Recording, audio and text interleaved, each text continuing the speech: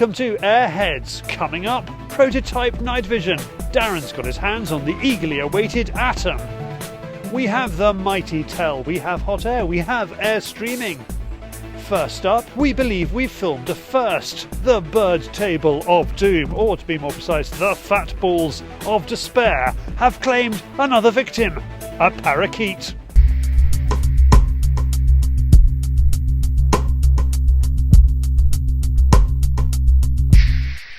Those parakeets are still attacking my fruit trees. There's not a lot I can do about it while they stay up in the trees because I can't get a safe shot at them. So I've got a plan. We're going to take this, which admittedly doesn't look a lot like a parrot, but we're going to do something about that. I've got some parrot green paint, okay, and some very shiny pink paint, which is going to do the rest of it. So we'll get stuck in and turn that into a parrot. First of all, we need to do something about that beak. Once I'd cut off the beak, I sprayed the plastic magpie all over with parrot green. I reshaped the beak with a file and superglued it back on. Then I got busy with the paints, darker green for the wings and tail, and pink for the neck ring and beak.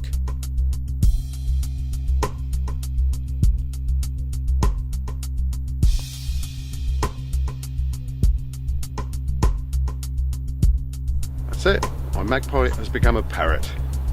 Who's a pretty boy? I've also been trying out some new pellets.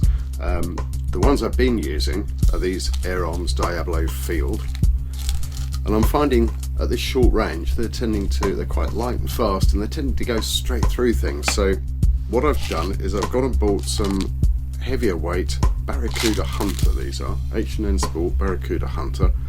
They're a fair bit heavier, and they have a hollow point shape at the front, so I'm hoping they're going to hit harder and have better stopping power at this short range. I've had to adjust the zero on the rifle to make sure they're hitting the right spot, but I think for this short range stuff where it's all at a fixed range, I think they should have greater stopping power, so we'll see how they go.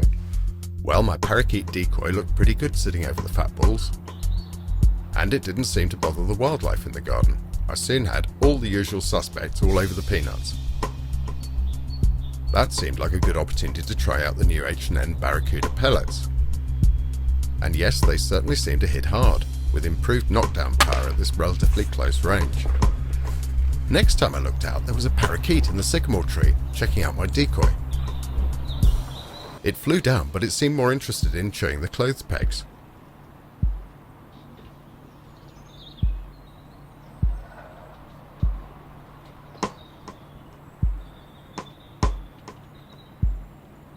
And then it landed on the fat balls.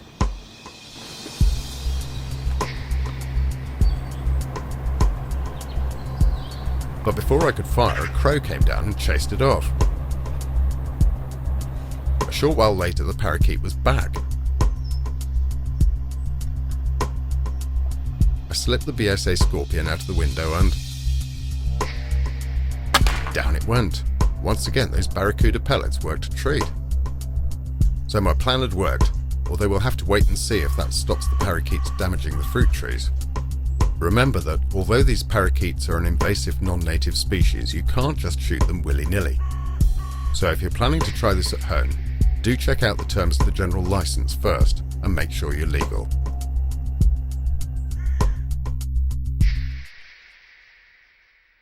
It is an ex-parrot, it has ceased to be, how I have longed to say those words. Now, for lovers of the ring-necked parakeet, here are a few fast facts. They originate from the Himalayas. The rocker Jimi Hendrix released a pair in the 1960s as a symbol of peace and love. They are now London's 15th most common bird, with around 40,000 across the southeast. They nest early, so they drive out our own native species such as woodpeckers. Now, someone else who wouldn't go vroom if you put 40 million volts through him, it's David, with HotAir. This is HotAir. Night vision and thermal imaging retailer Scott Country International has just been appointed as the distributor for ATN International.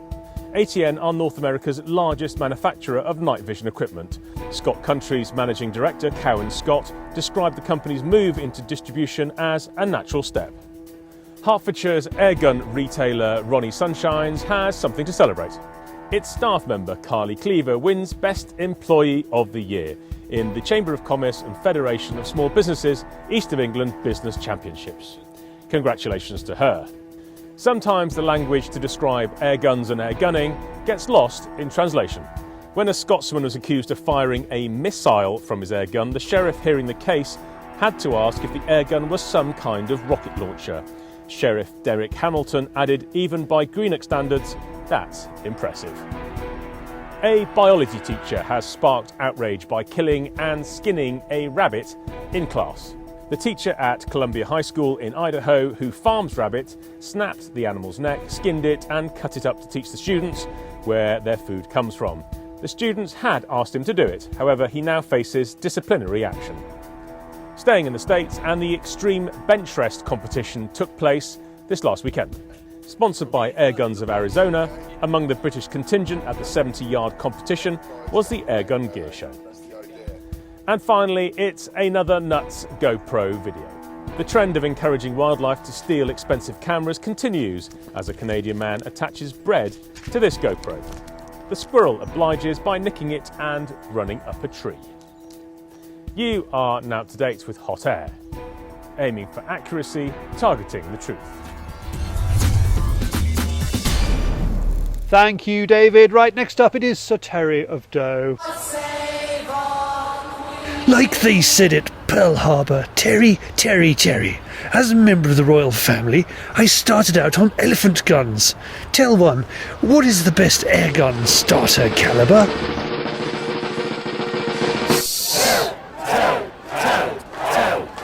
The best starter caliber for air guns is 177.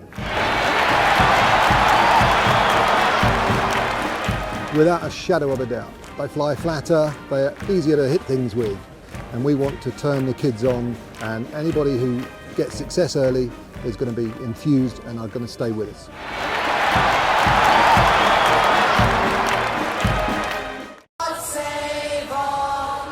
Like they said at Pearl Harbor, Terry. As a member of the royal family, I started out on elephant guns. Tell one, what is the best airgun starter caliber?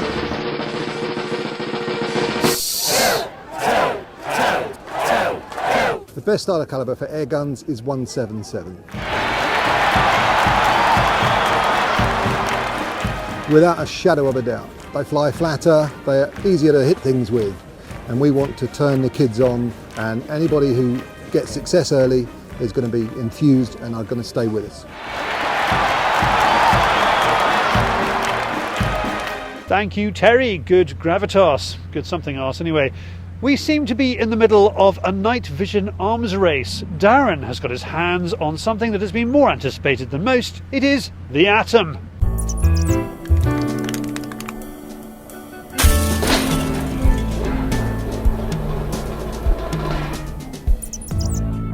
Right, tonight I got a plan. I'm going to go try and go do some rat shooting over one of my ponds where I've got a bit of a problem where I've been hand feeding the ducks, and there's also pheasant feeders out. Encourage the rats as it always does. The weather is looking horrendous, but I've been lucky enough that Nightmaster have sent me down one of their pre-production models of the new Nightmaster Atom. It's a very simple to use digital night vision device. It's got an on-off button and that's it. That's the only controls that you need on it. To attach it to any scope, you need some shims and a dayscope adapter, which, this is Nightmaster's version. So the dayscope adapter just slips on the back of your scope nice and squarely, and then your night vision device goes into the back of the DSA. And that is it. It's as quick and as easy as that to install on your rifle. Just make sure it's all lined and levelled up. As you can see tonight, I'm using my FX Bobcat in FAC. It's 2.2. The reason I'm using this tonight is the closest I can get to the rats, because I'm shooting over water. It's exactly 38 metres. When I'm stuck a rangefinder on it today, so I thought 38 metres will stay nice, fast and flat trajectory. Use my FAC Bobcat, and I'll be using the Nightmaster 400 torch in the sports match quick release mount, so again you can see how quick and easy it is to put my illuminator on the rifle. So that's me all set up. Let's hope the weather holds and I can go get some rat shooting done. As soon as I got up to the pond, the duck were all nice and settled. Fortunately, there was already a lot of activity of mice and rats running around as soon as I got there. Filmed on my own as normal, so as you can see in this one, the rat sat down right down the bottom right hand corner when I'd done the kill shot. Fortunately, just got it in view, but yeah. I was more interested in filming through the new Nightmaster Atom, and as you can see, the picture through the Atom is absolutely superb. I've got to say it was a lot better than I thought because of the mist. So there's the first rat that had a piece of lead in the back of his head. And then I was unsurprised the second rat comes in, not worried about the wheat. The first thing it does is goes over and starts eating the rat that I just killed. So he then gets shot and lays dead beside him. And it was at this point I just saw, you can see by the picture, you know, it's just mist everywhere.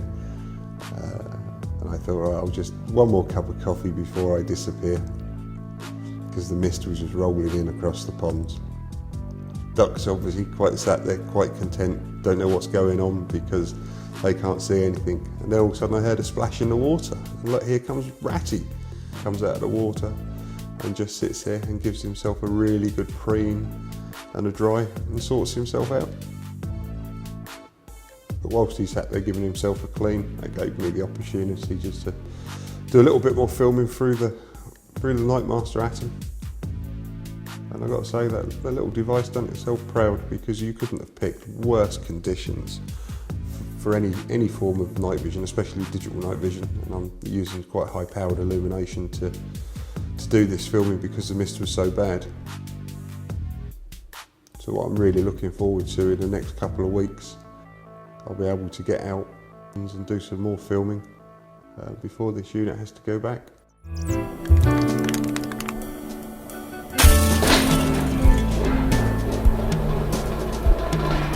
From the rats of Suffolk to the cream of YouTube, it is Airstreaming. Charlie Jacoby here, this is my weekly roundup of the best air gunning on YouTube. First up, burning question, does a pellet gun have the zombie stopping power needed in a zombie apocalypse? Airgunner 1966 offers pellet gun versus zombie head. Next, Vermin Hunters TV is trying out the Brocock Contour Super 6 XL for accuracy. We're off to South Africa, where Air Arms Hunting SA is shooting pigeons at ranges nearing 100 yards. After a busy harvest, Hunters Vermin is decoying wood pigeons with his BSA Super 10. Another BSA nut squirrel hunter is rat shooting with his old R10. He's grateful to have it back. Are you into big bore air guns? Rick Utzler has a look at the Evernix tactical sniper in 45 caliber. Armed with his Crossman Benjamin, Jim Chapman is on a squirrel hunt in the hardwood forests of Virginia with his hunting buddy Chip Sayers. And finally, Patagonia Airguns Chile is one of the channels that has been covering the extreme bench rest competition in Arizona. Here he is reviewing the FX Bobcat. Click on the links to watch the videos, or you will find them in this film's description. If you would like to send in a video for Airstreaming, ping me the link, charlie@fieldsportschannel.tv. Well, we are back in a couple of weeks. Thanks for watching. This has been Airheads. Goodbye.